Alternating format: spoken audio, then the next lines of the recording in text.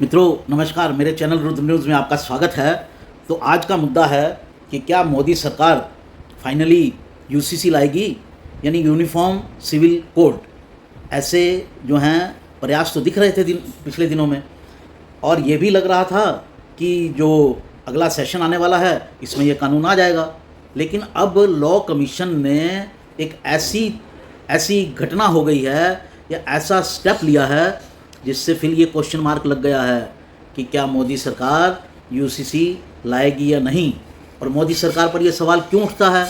इसलिए क्योंकि मोदी सरकार सीए भी लाई थी, सिटीज़न अमेंडमेंट एक्ट, और एनआरसी भी लाने की बात थी, national register of citizens. CA को तो पास भी किया गया, लेकिन बीच में लटक गया। क्यों? क्योंकि भाई शांति प्रिय लोगों ने इतना विरोध किया कि कानून को बीच में लटका दिया, और इससे उनकी इतनी हिम्मत बढ़ गई कि वो कह रहे हैं कि हम यूसीसी पर भी इतना विरोध करेंगे। तो क्या है ये पूरा मामला, क्यों ये संदेह उठ रहे हैं, इन सब पर चर्चा करेंगे और इसके इम्प्लीकेशंस क्या होंगे। ख़ास तौर से हिंदुओं के लिए ये ज़रूरी है। तो साथियों, इस पर चर्चा करते हैं। पहले एक निवेदन, और निवेदन ये है कि मेरे चैनल को सब्सक्राइब कीजिए, नोटिफिकेशन की बेल दबाइए। अगर वीडियो पसंद आ जाए तो उसे लाइक कीजिए और उसको शेयर कीजिए, और वीडियो को अंत तक ज़रूर देखिए, क्योंकि जो निचोड़ है पूरा घटनाक्रम का वो मैं आपको आखिर में दूंगा। तो साथियों, मुद्दा ये है कि लॉ कमीशन ने जो यूनिफॉर्म सिविल कोड है, कॉमन सिविल कोड है, यानी समान नागरिक संहिता है, उसके ऊपर जो लोगों से राय मांगी थी उसकी तारीख आज समाप्त हो रही थी या कल समाप्त हो गई। और अब उसने लॉ कमीशन ने इसको 2 हफ्ते के लिए और बढ़ा दिया है। उससे क्या होगा? अब 2 हफ्ते के लिए और सजेशन आएंगे, तो इसका मतलब ये होगा कि जो संसद का अगला सेशन आने वाला है, मानसून सेशन, उसके अंदर जो उम्मीद की जा रही थी कि यूसीसी से संबंधित बिल आ जाएगा, तो बिल आ जाएगा तो वो कानून बन जाएगा मोदी सरकार का 2024 से पहले, 2024 के चुनाव होने से पहले। क्योंकि इस बिल की उम्मीद मोदी सरकार से ही की जा सकती है और किसी से तो नहीं की जा सकती। तो कानून आ जाएगा।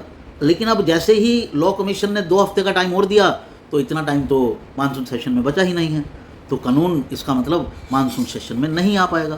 तो कानून कब आएगा? फिर अगला एक सेशन बचा है, लास्ट विंटर सेशन, वही बचेगा। उसके अंदर कानून आ पाया तो आ जाएगा, नहीं आ पाया तो फिर बंटाधार।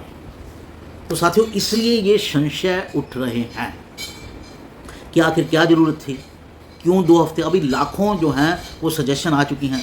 लॉ कमीशन अपने आप में जो है वो कैपेबल है, उसको इतना बड़ा लॉयर्स जो कम्युनिटी है उसका सपोर्ट रहता है, सरकार का सपोर्ट है। सालों से इसके ऊपर बहस चल रही है। सुप्रीम कोर्ट कई बार बोल चुका है कि यूनिफॉर्म सिविल कोड लाया जाए। फिर इसमें 2 हफ्ते और बढ़ाने की ज़रूरत क्या थी? इसको लेकर माफ़ कीजिएगा, इसे लेकर सवाल उठ रहे हैं, और सवाल 2 तरह के हैं। पहला सवाल ये कि क्या सरकार फिर इस बिल को लटका तो नहीं रही, और ये जो संशय पैदा कर रहे हैं उनके पास एक बेसिस है। बेसिस किस बात का है? बेसिस है कि जिस तरह से सीए को पास करवाया गया, सिटीजनशिप अमेंडमेंट एक्ट को पास करवाया गया, उसका कानून अभी तक नहीं बनाया गया इतना टाइम होने के बाद।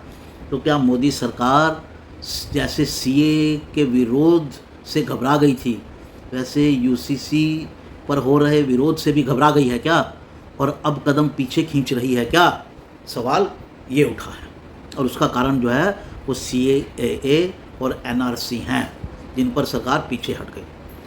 किसानों का बिल भी था जिस पर विरोध के बाद सरकार पीछे हट गई। अब एक दूसरा पक्ष भी है। दूसरा पक्ष ये है कि अगर सरकार इस कानून को मानसून सेशन में ले आती है तो इसका विरोध और बवाल जो है वो अभी से शुरू हो जाएगा। अभी से इसके मीन मेख निकलने लगेंगे, अभी से प्रेशर बनने लगेगा, और हो सकता है फॉरेन कंट्रीज से भी प्रेशर बनवाया जाए कि भारत सरकार ये बिल ना लाए।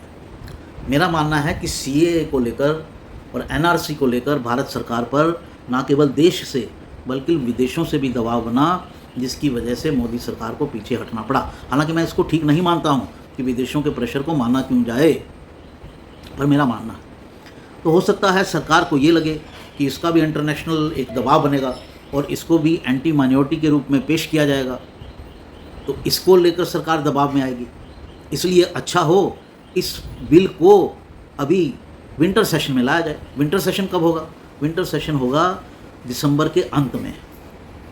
तो जब दिसंबर में विंटर सेशन होगा उसमें बिल को लाया जाएगा, तो उसमें और चुनाव में बहुत फ़र्क ही नहीं बचेगा, तो बहुत ज़्यादा बवाल ही नहीं हो पाएगा। और एक बार चुनाव में सरकार जीत जाएगी तो वैसे ही पब्लिक की मोहर लग जाएगी, और फिर इसके पॉलिटिकल इम्प्लीकेशंस भी जो हैं वो अब लाने से और तब लाने से, यानी विंटर सेशन में लाने से अलग अलग होंगे। अभी हो सकता है कि माहौल बने और माहौल ख़त्म हो जाए, और तब आएगा विंटर सेशन में तो जो माहौल है वो इलेक्शन तक चलेगा, और यूसीसी जो है वो एक इलेक्शन का मुद्दा बनेगा और उसके ऊपर पब्लिक का ठप्पा लग जाएगा अगर मोदी सरकार फिर जीती तो ये मुझे रणनीति लगती है। तो मैं इस रणनीति को पूरा इससे एग्री नहीं करता हूँ कि क्या मोदी सरकार पीछे हट रही है इससे, क्योंकि मोदी सरकार अगर इससे पीछे हटती है तो मोदी सरकार के इकबाल को ये बहुत बड़ा धक्का होगा। फिर ये तय हो जाएगा कि मोदी सरकार जो है वो कोई भी बड़ा कदम जो है जिसमें शांति प्रिय समुदाय सीधे से इन्वॉल्व हो उसको उठाने में झिझकती है, वो नहीं उठा सकती, वो डरती है उससे। और ये जो है ये जो आक्षेप है ये मोदी कभी धारण करना नहीं चाहेंगे, ठीक है ना, क्योंकि मोदी ने पिछले दिनों खुद कहा मुझे डराने की कोशिश हो रही है, जो डर जाए वो मोदी है ही नहीं। तो ये बात सच है, मोदी डरते वरते नहीं हैं। मोदी हर चीज़ को बहुत गहराई से सोचते हैं और किस समय किस पटाखे को बजाने की ज़रूरत है, किस बम को फोड़ने की, पटाखा नुमा बम, आम दूसरा बम नहीं कह रहा हूँ, किस बम को फोड़ने की ज़रूरत है वो उसी समय उसको फोड़ते हैं। इतनी पॉलिटिकल सेंस और समझ उनमें है जो दूसरों में नहीं है। तो साथियों, ये जो यूसीसी का मामला है ये बहुत इम्पोर्टेंट मामला है। मुस्लिम औरतों के लिए और बच्चों के लिए ये इम्पोर्टेंट जितना है उससे ज़्यादा इम्पोर्टेंट जो है ये मामला हिंदुओं के लिए है, क्योंकि ये बेहद ज़रूरी है कि हिंदुओं और मुसलमानों में पॉपुलेशन का जो डिस्टर्बेंस पैदा हो रही है, जो डेमोग्राफी बदली जा रही है, जो धीरे धीरे मुसलमानों की संख्या को बढ़ाकर गज़वा हिंद करने की कोशिश की जा रही है, उसे रोकना ज़रूरी है। और उसे रोकने की दिशा में पहला कदम है यूसीसी, और कई कदम उठाने पड़ेंगे लेकिन पहला कदम है यूसीसी। क्योंकि अगर यूसीसी पास हो गया तो इससे जो आतंकवादी और कट्टरवादी समुदाय है, जो समुदाय में कट्टरवादी लोग हैं, उनकी मानस टूटेगा, उनका मन टूटेगा, उनका हौसला टूटेगा।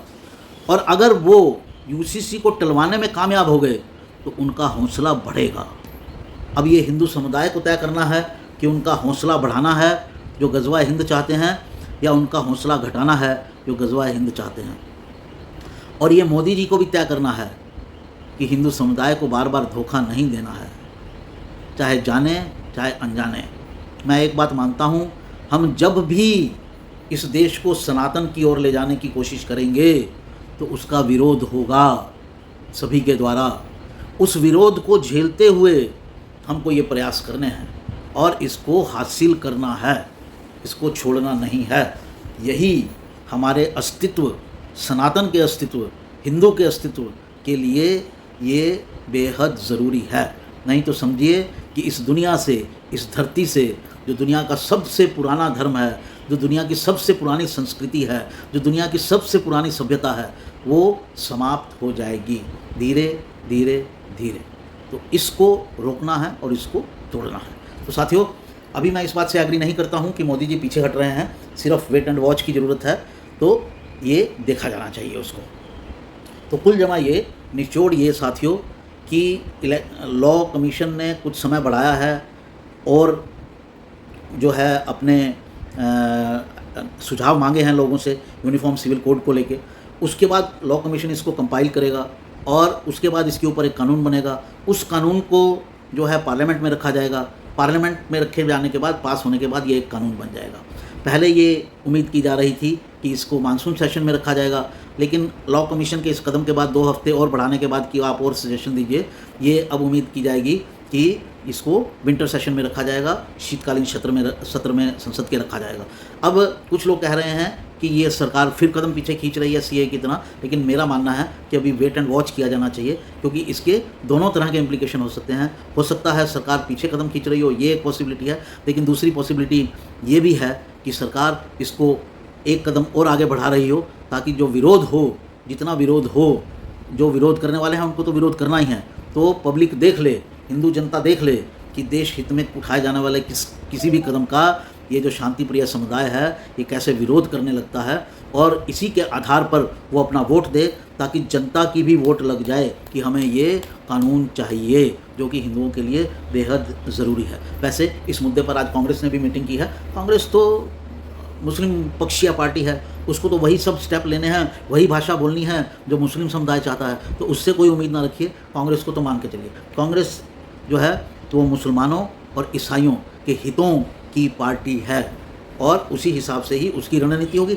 अभी यूसीसी पर जो बैठक हुई है उस पर कोई राय कांग्रेस की आई नहीं है, थोड़ी देर में आ जाएगी, आप देख लीजिएगा। उनकी भाषा वही होगी, उनकी टोन वही होगी जो मुस्लिम नेताओं की है, जो क्रिश्चियन नेताओं की है, सेम टू सेम। तो साथियों, ये था मेरा आज का वीडियो। उम्मीद करता हूँ कि आपको पसंद आएगा। पहले भी आपको मेरे वीडियो पसंद आ रहे हैं, आपने मेरे चैनल को सब्सक्राइब करना शुरू किया है, मैं आपका बहुत धन्यवादी हूँ। इसी तरह से मेरे चैनल को सब्सक्राइब करते रहिए, जो भी नए साथी जुड़ रहे हैं, और नोटिफिकेशन की बेल भी ज़रूर दबाइए साथियों। इस वीडियो को भी लाइक कीजिए और शेयर कीजिए। मैं फिर एक मुद्दे के साथ हाजिर होता हूँ। नमस्कार।